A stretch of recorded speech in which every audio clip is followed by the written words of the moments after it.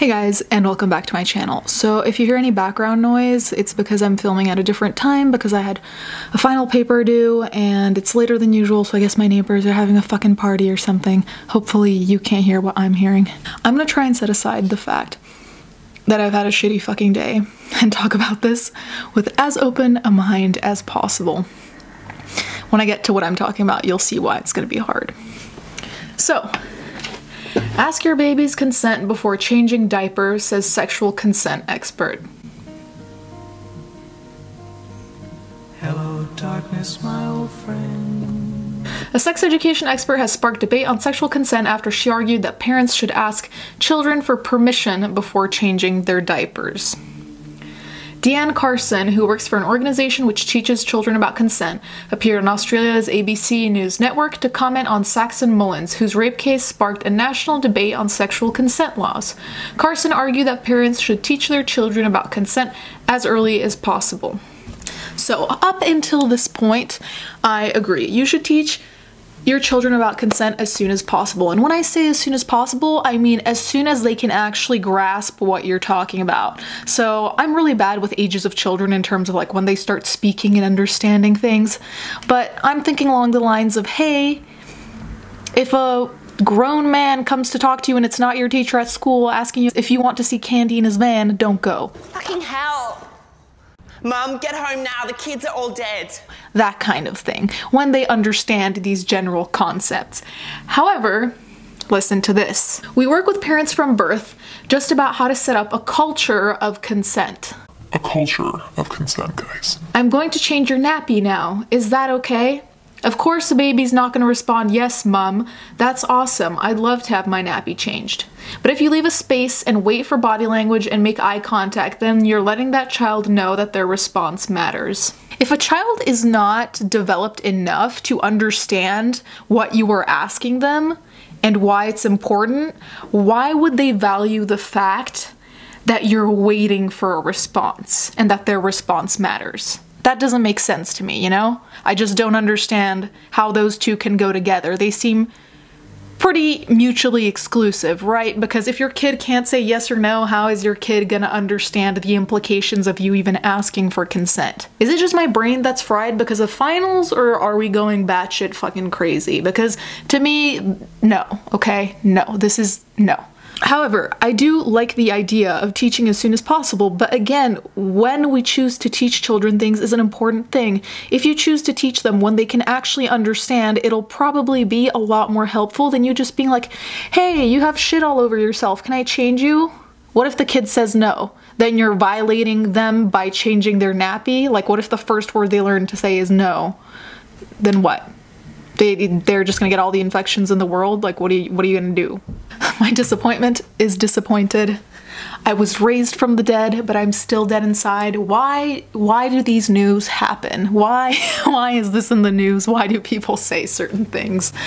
I'm sorry, I'm delirious, obviously. Carsons, who describes herself as a sexuality educator, speaker, and author on her Twitter profile, works with Body Safety Australia. The organization works to prevent child abuse and educates children from kindergarten through high school age about consent and respecting boundaries.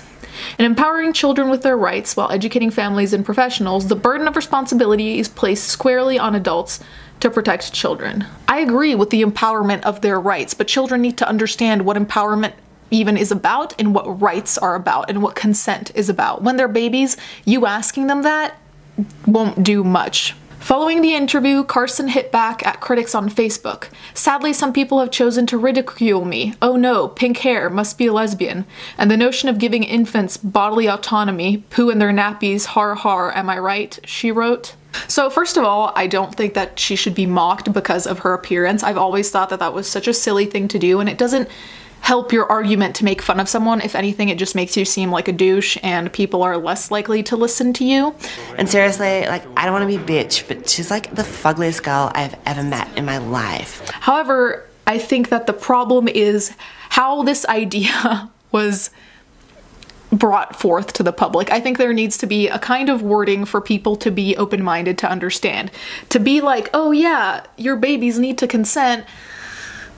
You're kind of shooting yourself in the foot by wording it that way. And it goes back to what I was saying in my previous video about professionalism, the way you come off has a huge impact on the way that people will perceive your ideas, okay? So here, changing nappies consent doesn't sound like a very credible idea. Had you said we need to introduce the idea of consent earlier, sure. To babies, still no, but earlier, okay. I'm fine with that. So the segment was later discussed on an Australian news channel, Sky News, where Rowan Dean, editor of the Spectator Australia magazine, had dubbed the suggestion lefty lunacy. And that's when Carson hit back with the comment I just told you. And honestly, like I said before, had this been worded differently, I think people would have been more open to the concept. I just think that the concept should have been more broadly put, as in, teach your children what consent is as early as possible, like I said, when they can understand it. But to put it on babies just seems so extreme and ridiculous that you really are sabotaging yourself. And she did sabotage herself here by not wording her claims correctly, I guess, which is, you'd think that someone would have figured out exactly the wording they want to use so they don't get misinterpreted, but I digress. I guess she didn't think of that, or I don't know. Anyways, what do you guys think about this? I mean, I know that the concept in itself is well-meaning, it seems, but one thing that concerns me is that this could be very easily misinterpreted, and by that I mean, when you talk about consent, a lot of the times what we're thinking about is sex, right? That's the first thing that comes to mind when you hear the word consent. So in saying, you know, teach your children about consent and ask for the consent to change your children's nappies, you know, it kind of brings this tone of sexualization to the baby's body, which really creeps me out. And I really honestly don't think that's what she intended, but the way that the argument is kind of put makes it look that way, and it makes people kind of think like, why would you need consent to do something of parental, like to take care of your child, which is essentially everything a parent has to do. Take care of and protect your child, and you're doing that by cleaning them up so they don't get infections, sick, whatever. So to imply that you need consent to do what you need to do as a parent is weird, and it also has that sexual undertone, so there's that really makes me uncomfortable with this whole thing.